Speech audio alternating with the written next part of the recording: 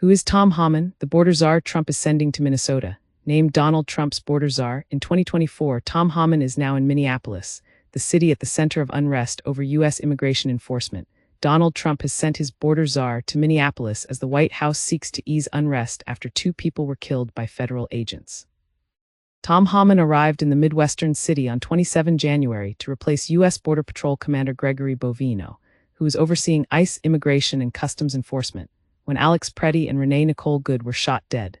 The shake-up could be a sign the White House is trying to reset relations, replacing one agent who is known for robust tactics with one who is seen by some as a voice of restraint and moderation. Mr. Trump said himself the administration was going to de-escalate a little bit, calling the appointment of Mr. Homan a little bit of a change rather than a pullback. So who is Tom Homan, and how will he try to change things in Minneapolis? 4 decades of experience, having started his career as a police officer in West Carthage, New York, Mr. Homan became a Border Patrol agent in 1984. He moved to ICE when it was created as part of the Department of Homeland Security in 2003 and worked his way up to being acting director from 2017 to 2018, turning down the permanent job after being nominated by Mr. Trump. Under the Obama administration, Mr. Homan was a relatively low-to-key but influential figure. As head of the agency's enforcement and removal operations arm, he was tasked with tracking down people with outstanding deportation orders and removing them from the country. In 2013, the year Mr. Homan took on the role, the U.S. carried out the highest total of deportations since records began. He had planned to retire in 2017, just before Mr. Trump began his first term in the White House, but was urged to stay at ICE by the incoming Chief of Staff John Kelly. In November 2024, Mr. Homan was named Border Czar, which he said at the time was an honor. The position is directly appointed by the president and is responsible for deportation efforts across multiple agencies. Read more. What is ICE and what powers do its agents have? Advocate of Trump immigration policy, Mr. Homan is perhaps most widely associated with policies that separated thousands of parents from their children at the border during Mr. Trump's first term. While Mr. Trump defended the practice, in 2023, a federal judge ruled against the separation of families at the border after the American Civil Liberties Union successfully sued to halt it. In the build to up to Mr. Trump's second term, Mr. Homan vowed that immigration policy would focus on the worst of the worst.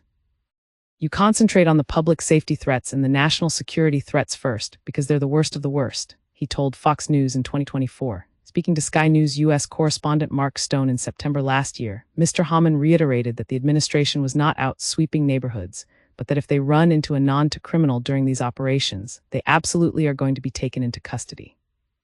However, there are numerous recent examples of people with legal residency, as well as people within the asylum process too, and even U.S. citizens too being detained across the country. Unlike other top immigration officials, Mr. Homan has not publicly spoken about the death of Mr. Preddy, and after Ms. Good's death he told CBS to let the investigation play out and hold people accountable based on the investigation.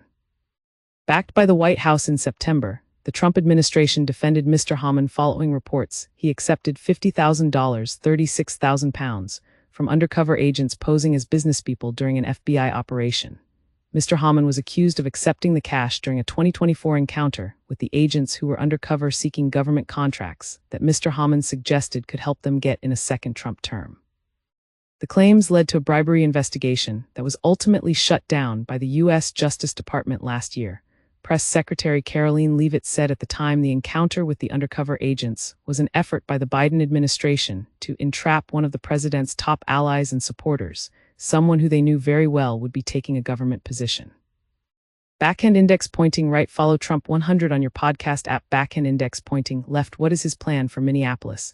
Mr. Homan's aim in Minneapolis is to move away from the broad, public neighborhood sweeps that Mr. Bovino had conducted in Los Angeles, Chicago, Minneapolis, and other cities, and adopt a more traditional, targeted approach, a senior Trump administration official told Reuters.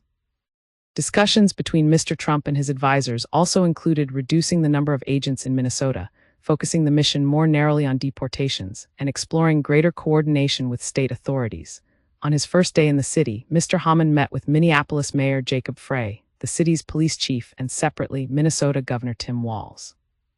Mr. Frey said he had reiterated to Mr. Homan his request that the enforcement action, known as Operation Metro Surge, come to an end as quickly as possible, and that city leaders would remain in touch with the czar. while Mr. Walls said he had outlined the state's priorities, including impartial investigations into the two shootings and a reduction in the 3,000 to strong force of federal agents deployed to the city. Read more. ICE victim wasn't a would-to-be assassin. Trump says it's genuinely frightening to wonder where America goes next. Mr. Homan said afterwards that talks were a productive starting point for additional conversations. While tensions remain high among the city's residents, Mark Amodei, the House Republican who oversees federal funding for the Department of Homeland Security, said Mr. Homan's deployment is an encouraging indicator that a pivot is happening.